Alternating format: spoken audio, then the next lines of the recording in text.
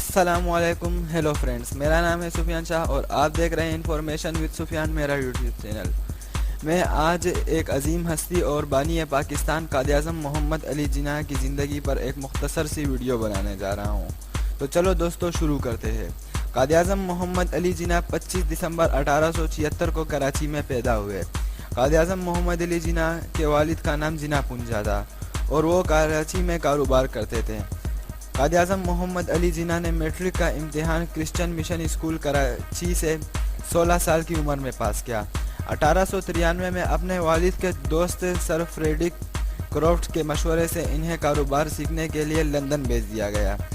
قائد اعظم محمد علی جناح نے 5 جون 1893 کو لندن کے مشہور قانونی درسگاہ لنگزان میں داخلہ لیا اور 1896 میں بیرسٹری کا امتحان پاس کر کے وطن واپس آئے۔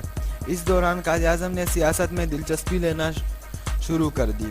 وہ برطانیہ کے دارالعلوم میں برطانیہ کے بڑے بڑے سیاسی رہنماؤں کی تقریریں اکثر سنا کرتے تھے۔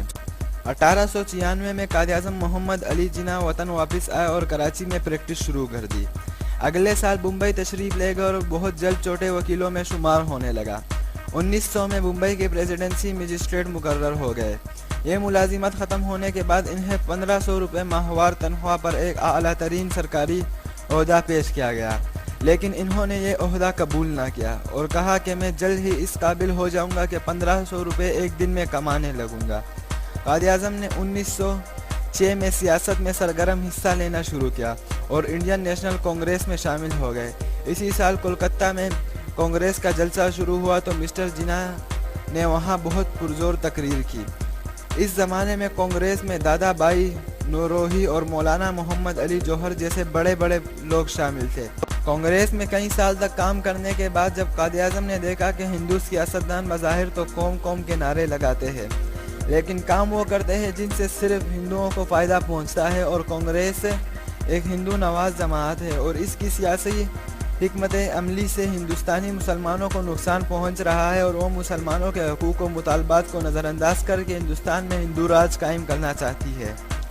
اس نتیجے پر پہنچ کر قائد اعظم نے برصغیر کے مسلمانوں کو منظم کرنے کی کوشش تیز کر دی۔ 1927 میں انہوں نے آل انڈیا مسلم لیگ کی اجلاس کولکتہ میں صدارت کی اور نئے عزائم کے ساتھ ملی جدوجہد کا آغاز کیا۔ 1928 میں دلی کے مسلم لیگ کے اجلاس میں نہرو رپورٹ کے جواب میں اپنے مشہور 14 نکات کا اعلان کیا، جس میں برصغیر کے مسلمانوں کی سیاسی مطالبات کا تعین کیا گیا۔ قائد اعظم کے کوششوں میں مسلم لیگ کی آواز ہندوستان کے گوشے گوشے میں پہنچ گئی اور مسلمان اس جماعت کے پرچم کے تلے متحد ہونا شروع ہو گئے۔ قائد اعظم کے ولولہ انگیز قیادت میں برصغیر کے مسلمانوں نے اتحاد اور تنظیم کا سبق سیکھا اور ہندوستان کے گوشے گوشے میں یہ آواز گونجنے لگی کہ مسلمان اپنے محسوس تہذیب اور معاشرتی اقدار کے لحاظ سے ایک الگ قوم ہے، اس لیے برصغیر میں مذہبی روایات کے مطابق زندگی گزارنے کے لیے انہیں ایک الگ خطہ زمین ملنا چاہیے۔ آخر یہ آواز پوری قوم کی آواز بن گئی۔ 23 مارچ 1940 کو لاہور کے ایک عظیم الشان اجلاس میں قرارداد پاکستان متفقہ طور پر منظور ہوئی۔ اس قرارداد سے ہندو اور انگریز تلملا اٹھے، مخالفت کی تند و تیز ہوائیں چلی، مصائب کے طوفان اٹھے، مگر قائد اعظم مخالفت کے ان طوفانوں کے مقابلے میں ڈٹے رہے۔ آخرکار مارچ 1947 میں حکومت برطانیہ اور ہندو کانگریس اسے ماننے پر مجبور ہو گئی۔ 14 اگست 1947 کو حکومت برطانیہ نے پاکستان کے نام سے ایک الگ مملکت کے قیام کا اعلان کر دیا۔ قائد اعظم محمد علی جناح اس پاکستان کو جو کسی زمانے میں ایک خواب کا درجہ رکھتا تھا، جسے وجود میں لانے کے لیے انہوں نے جان توڑ کوششیں کی، اس کے سربراہ بھی بن گئے۔